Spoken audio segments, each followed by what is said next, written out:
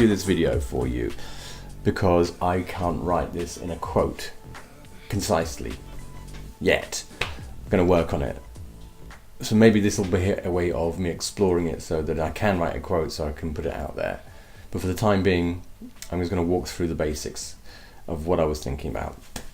We often say to ourselves expressions or statements such as, I am happy, I'm sad, I'm confused, I don't know, I am angry, I am lost, I'm elated. And we use these statements to describe how we're feeling. Putting to side 1 second, the term I use often is about labels and language.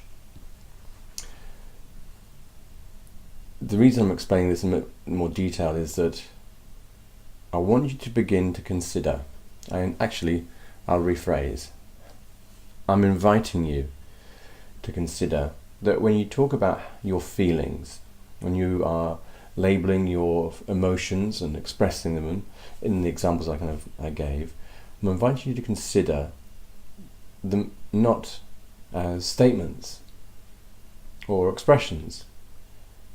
I'm inviting you to consider them as instructions.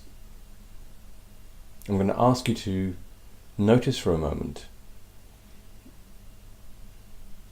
one insight that I find interesting or I'm curious about.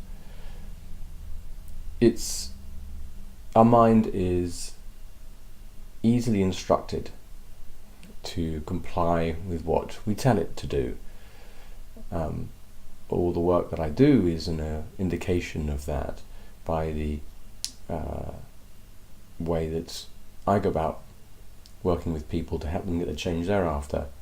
Language is important, it's key, it's critical because it's what informs the mind. And in that way it's quite powerful, but it's also in a way quite simplistic. It doesn't need a lot of evidence or backup. It'll simply take an instruction and then pretty much follow through on it for you. So when we say, I am happy, I am sad, we begin to create an experience for ourselves, sensations for ourselves, which match that label, those words. And I would invite you to consider that this is far more instructional to your brain or to your mind on what to do than it is you saying a statement.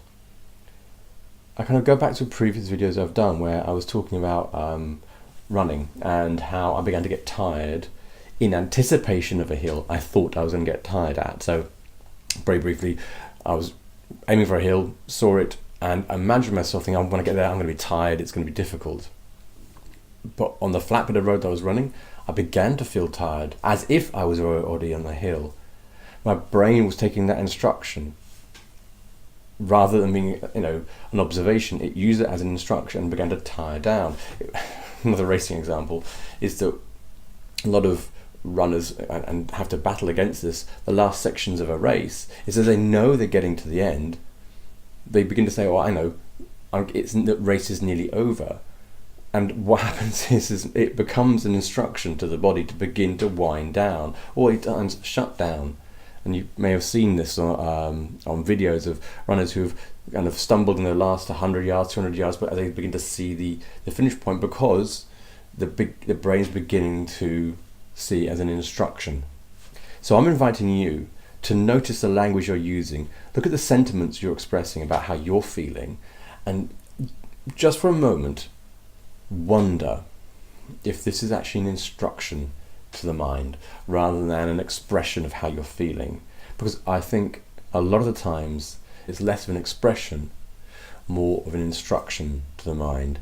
And when it comes to dealing with challenges, dealing with problems,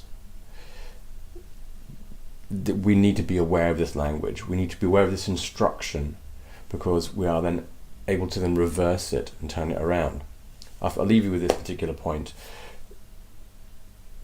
If you had to imagine feeling sad or even feeling happy. I don't mind which one, you can choose. Just take two nice examples, nice extremes. If I said you feel sad, the process you're going to be going through as you listen to my voice now is to imagine the feelings and the situations or the voices you may hear which would make you sad. Your mind will populate it with the ingredients it needs to get you sad. And on the reverse, it's the same thing with happy. If I ask you to be happy, you're going to retrieve from your history, from your mind, the things that will begin to make you feel a little bit happier. As you're going through that process, and I'm just going to talk now for a bit, just notice what you're doing. Notice how easily your brain will resource and pull from different areas what it needs to create that emotion. Quite simple, I hope you notice, but what happens when you start changing those words to I feel lost, or I am confused, or I am desperate, I am lonely? Notice then that those words begin to have the same effect, same power, does the same action of pulling in from different directions the emotions that you're telling it to do. Whilst it's important to acknowledge our feelings, we need to notice when we're conjuring up those feelings, and then noticing how they will then inhibit us moving on. If we feel confused, if we feel we are a victim to the feelings that we have, we renege on our control. We pass control over to some other entity, our emotions if you like, and we lose the ability to determine what we're feeling. If we can become aware of our language, if we can become aware that when we're discussing how we feel about a person, a situation, whatever it may be, if we notice actually that's more instructions, or at least invite you to notice when you're doing it and just observe yourself doing it and notice what happens. Notice what emotions you go through. Notice it as being an instruction rather than just an expression, rather than just a statement. And maybe you'll begin to monitor your language more than you've done before, or at least make you curious as you say these words of how you're feeling, if you are feeling sad, what you do to feel sad, what things you're imagining, what things do you see happening, if there's particular noises that you hear or people's voices that you hear, just begin to notice it, because I want you to be really aware of how powerful the simplest bit of language can be on how we feel. And if you can begin to notice that language has an effect and can determine how you're feeling, and it's simply by changing it, you can have a different feeling. If I can begin to notice that you have control in how those emotions are delivered to you, and you can determine it, well, then we start getting somewhere.